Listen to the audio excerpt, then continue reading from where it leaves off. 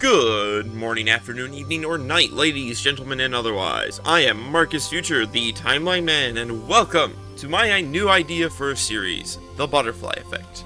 The idea of this series here is to take events of our world and change just a few minor things, and then hypothesize the outcomes of those changes, the ripples in the pool that make waves, if you will, to use an analogy. That's right, after multiple years of calling myself the Timeline Man, I'm finally making timeline-related content. This is something of an experiment, or you could call it a pilot, just to see how this sort of thing goes. I also want to say right off the bat that I am just one guy doing this, so that means that there's going to be a lot. The whole point of the butterfly effect is that there are cascading amounts of effects, and as one person with limited time and energy for research, I'm probably going to miss a lot of things. Also, this is all hypothetical, so it's kind of just opinions, so don't take it too seriously. I will do my best, though, so feel free to chime in with your own comments about what you think might change, and I don't know, tell me how wrong I am on a bunch of things, who knows. Now, the format of this presentation will strive to be simple and clean, so that I can focus on delivering the information coherently. As such, this will be divided into 3 segments. The normal, this is the section of history generally before I make any changes, but it's also where I lay the ground rules for other aspects that won't change even after initial changes. Number 2, the changes. This is the part where I list a handful of changes made to events in history. These are direct actions or changes, the time traveler kicking a rock sort of actions, if you will. These lead naturally into part 3, the cascade. These are the effects caused by the changes.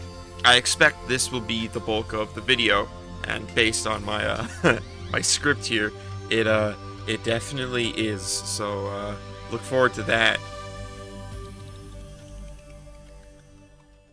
Luckily for me, this is going to be a relatively easy thing to parse in the first episode, being that computers and the internet are really new in the scale of Earth and the human history, so most of history is staying the same this time up until somewhere around 1980. However, some things to note about the changes being made is that the internet will still exist, but its role will be more likely developed differently. The internet will still exist because this is focused on changes to consumer action. The internet was not born because of consumer action. It was created by the government, specifically DARPA, in order to create a computer network that could withstand nuclear attacks. That's really why the internet was created. So if you didn't know that, there's a fun fact for you today. I think that's everything, so let's get into what changes. Our first change comes with the spread of Usenet. For those unaware, Usenet was the precursor to consumer-grade internet. It was mostly used by colleges and large businesses for transfers of files. Otherwise, the people using Usenet before 1990 were usually rather wealthy people who had some sort of weird obsession with technology, but that definitely was not a large majority of people. It was college students and office workers. The first domino that would lead to digital distribution being the primary method is here, with early internet piracy. To this day, even, Usenet operates for large file transfers in a sort of way, the way that a torrent does. To early internet consumers, this sort of thing was used for downloading copyrighted materials like movies and music, stuff like that, without paying for them. Early piracy. So what are we changing here? How could you possibly stop this domino from falling? Unfortunately, my answer is the government. The change here is the executive branch of the US government is going to create an agency to battle these early piracy boards as an extension of the FTC. This agency would search for and moderate more Usenet boards. Let's call it the Federal Internet Moderation Board, or FIB, F-I-M-B. This is going to have some other effects later, but I never said everything that happens here would be strictly a positive change. Now, with that first rather drastic change out of the way, the second change is much more nebulous. The changes to the popularity of a couple early services many years after the Usenet change in the 90s. With the Nintendo Power Cartridge Station. You see, one of the things that made digital distribution preferable to physical was the cost and risk of the cost.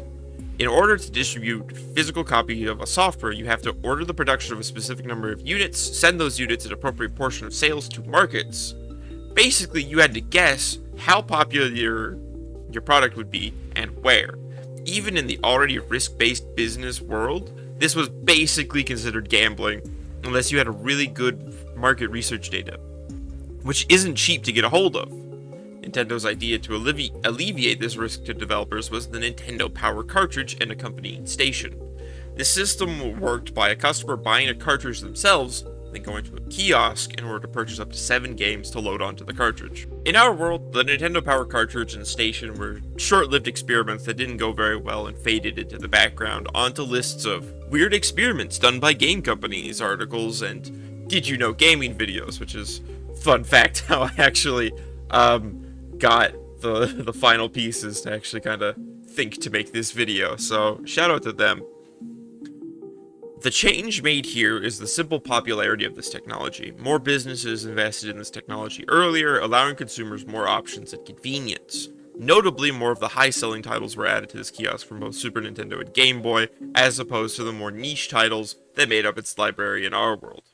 For our purposes, these two changes should cause enough of a splash, so let's start looking at our cascading effects.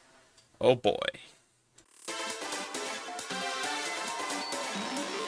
Alright, for this video we're going to take the cascade effects in chronological order. To start off with the creation of the FIMB, the early internet became much more government regulated, for better and for worse. For better, this cuts down on a lot of the crimes that the internet is so entangled with nowadays, like criminal markets and the spread of SA content involving children, but it also transforms the way the internet develops. In our world, the internet was the new Wild West, an open forum of sorts where anyone with the know-how could start a community based around anything with relative ease, and find other people. While this aspect of the internet never really disappears under this effect, there becomes a lot more red tape. In order to start your own website or forum community, the FIMB would require you to file a form stating its intent, function, age demographic, as well as some pertinent personal identification information. Giving the US government some possibly unwarranted benefit of the doubt, we're going to say this information was transferred either via snail mail or fax for the sake of informational security, as opposed to what some bills regarding internet security have thought of in recent years, which is just to store fucking images of people's government-issued IDs on servers, which is that's not a good idea, guys. That's not a good idea. Anyway, that's a tangent for another day. By starting a web forum under this effect, the creators would assume a responsibility for its moderation and a duty to take down or report illegal content. This sort of red tape and responsibility would discourage the development of the larger social media sites we know today, leaving most social interaction on the internet to be based around local area boards or interest-based content. So things like my anime list would probably still develop and exist, but Twitter and Facebook might not. There might be several sites that serve a similar function to Facebook that are just community boards, and they'd probably be the go-to sort of deals. Another cascade from this is the form of piracy. Piracy is always an availability or economic issue, so the crackdowns wouldn't eliminate it entirely. More than likely, it'd just be driven off the internet and be something spread from person to person physically, the way music had been getting pirated for years before the internet was a thing. With the growth of the internet, the UN would copy the US's FIMB and make an international organization. Let's call it the World Wide Web Police, or WWP. We'll call it Double P. That's what we'll call it. That's what we'll say verbally. But it's WWP, Double P. Its effectiveness would vary, and FIMB would not dissolve with the creation of Double P, meaning US citizens and businesses operating in the US specifically would deal with two different organizations when creating internet products. The effective strangling of the internet would mean that a lot of digital distribution would have a lot more work to do in order to be viable. So this turns into the cascade effect of the changes made to the Nintendo Power System. With its success, it would spread to the most viable markets through a variety of retailers. In most other countries, either big box stores like Walmart or technology-focused stores like Best Buy. Other video game systems would start to copy the console generation. And one console of the following generation would have a leg up. The Sega Dreamcast. Yeah, baby! This is the part where my bias in this hypothetical kind of starts to show. I never said I was unbiased, but I like the Sega Dreamcast.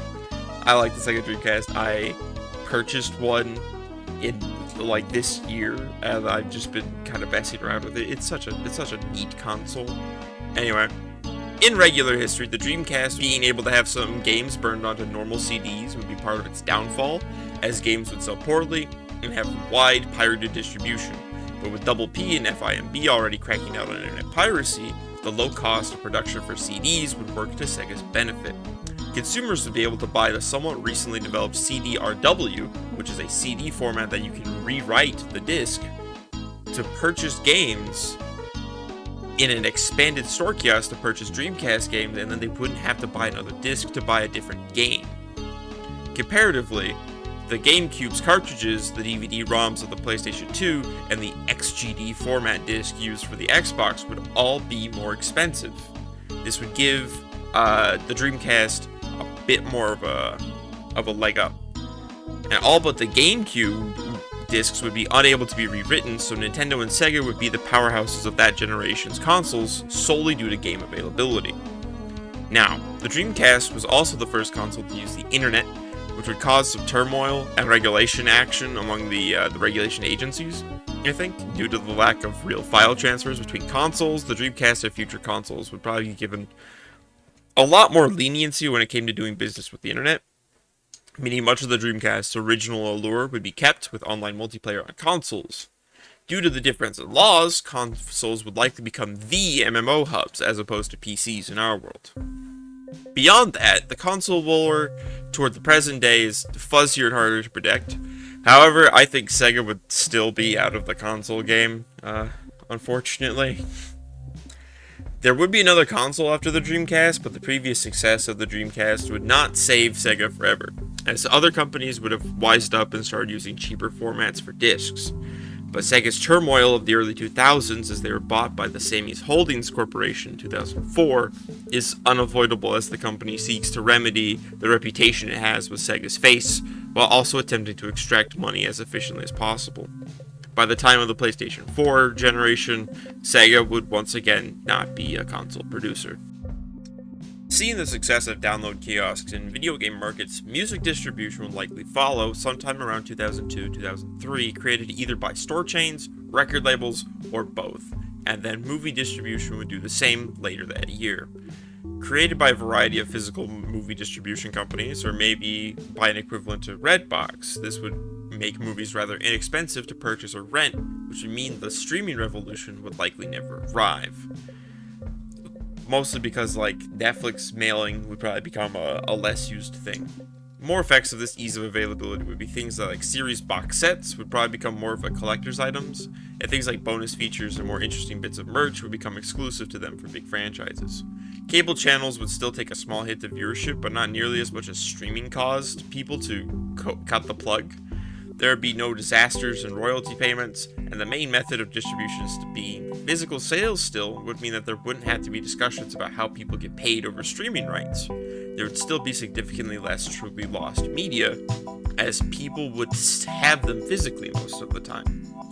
On the topic of lost media and media preservation, eventually the kiosks would need replacing, and that would likely be in the cracks of the exchanging old kiosks for new ones that piracy would evolve, as people would create programs to sideload into the kiosks, allowing distribution of homebrewed software and the like. Now, I'd like to believe that since this form of distribution would cost very little to publishers or developers, and not even take up shelf space for retailers, that these kiosks would be some sort of retro gaming holy grail.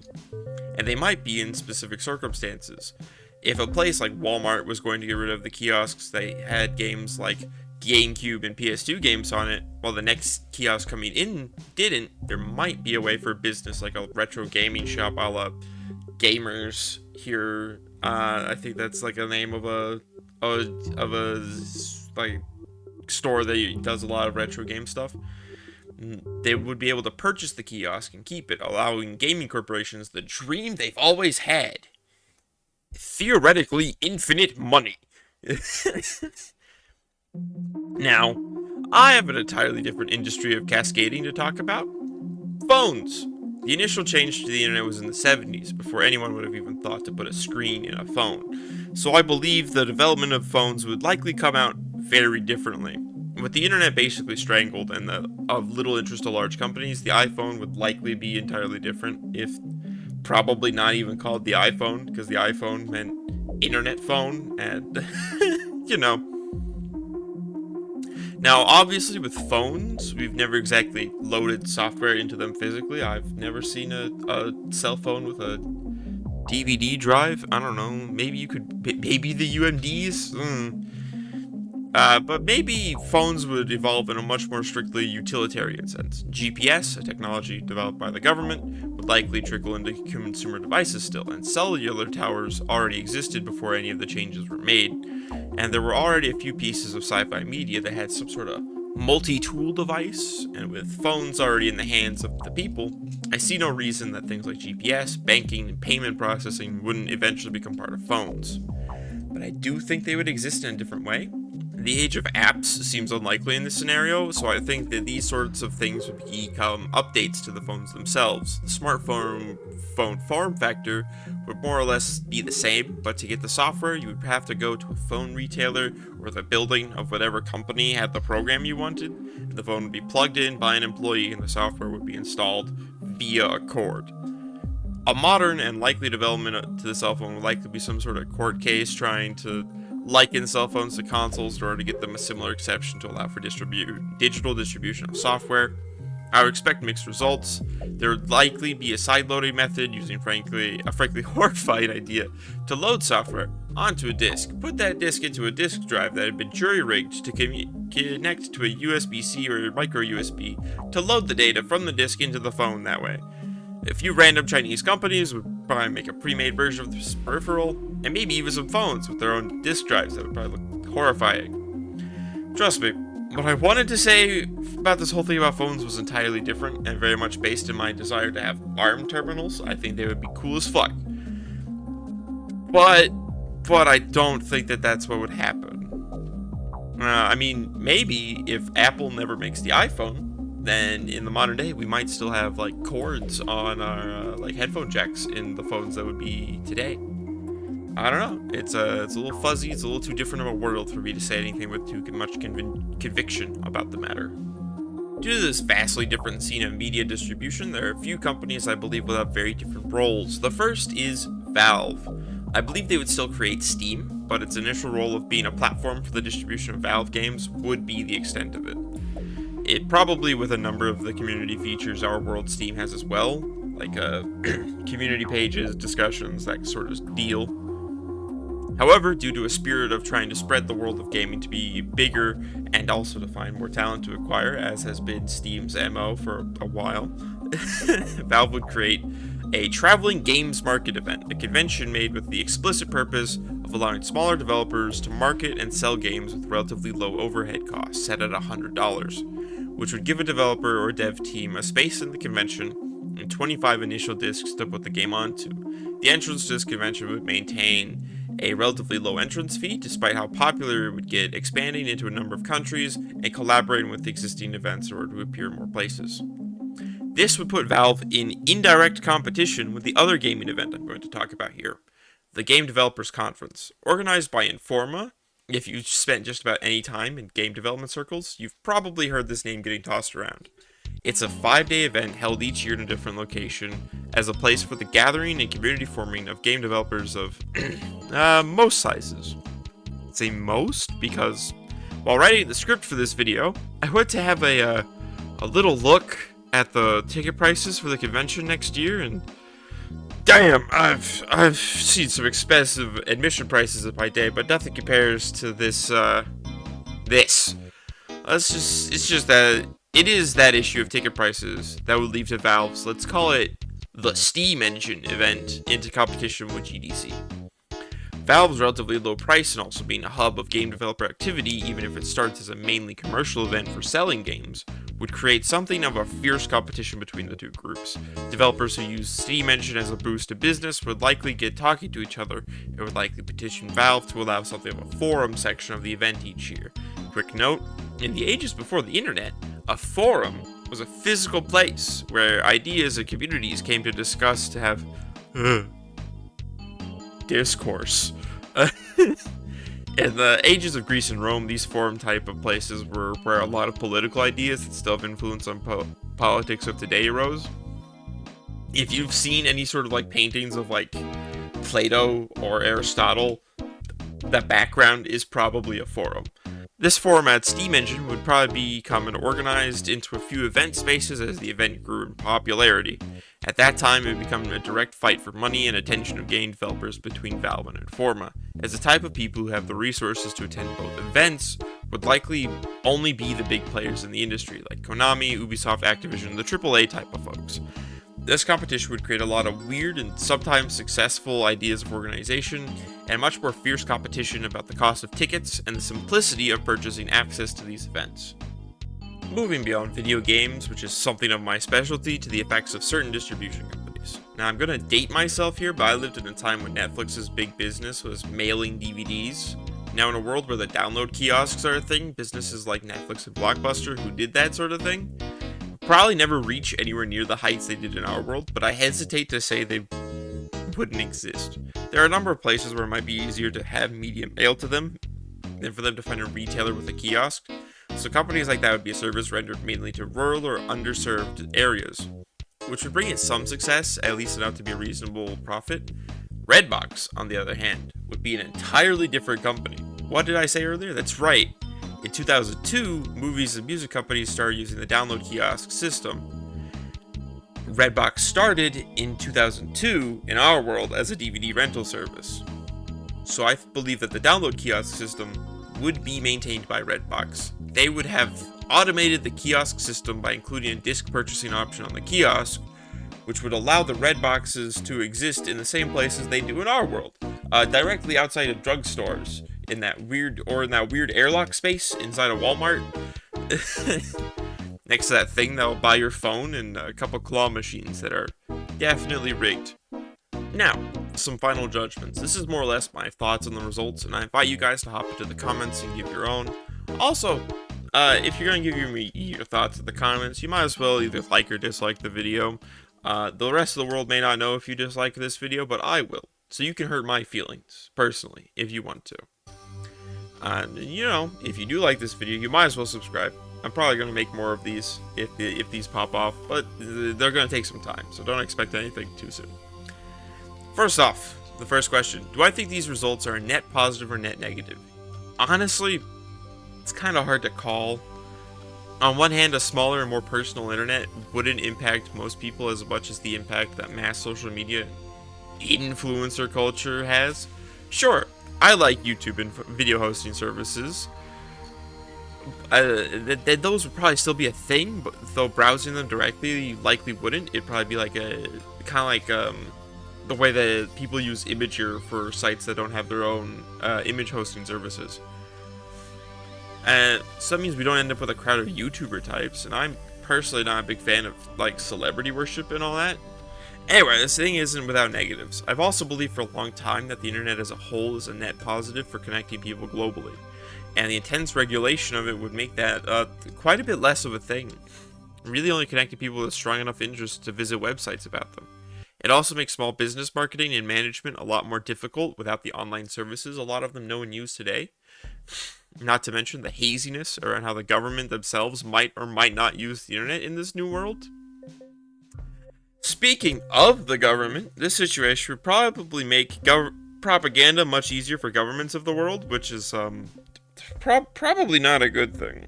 I don't trust government agencies as far as I can throw them, and I've never been able to throw an entire assembly of elected or appointed officials.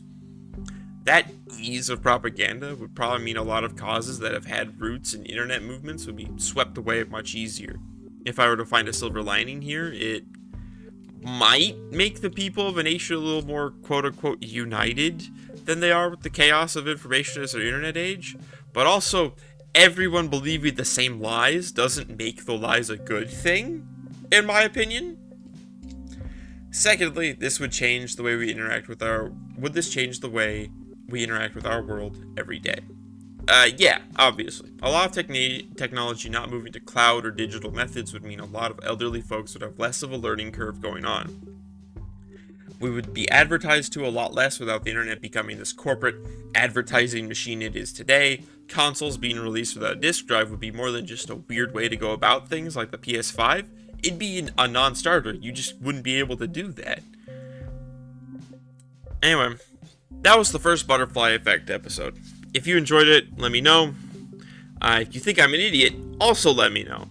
If you want to tell me what other sorts of butterfly effects you think would happen, shout out in the comments. And if you have any ideas for what other sorts of changes I should make, get down in those comments. That's all for this time, though. And until next we meet, stay safe out there.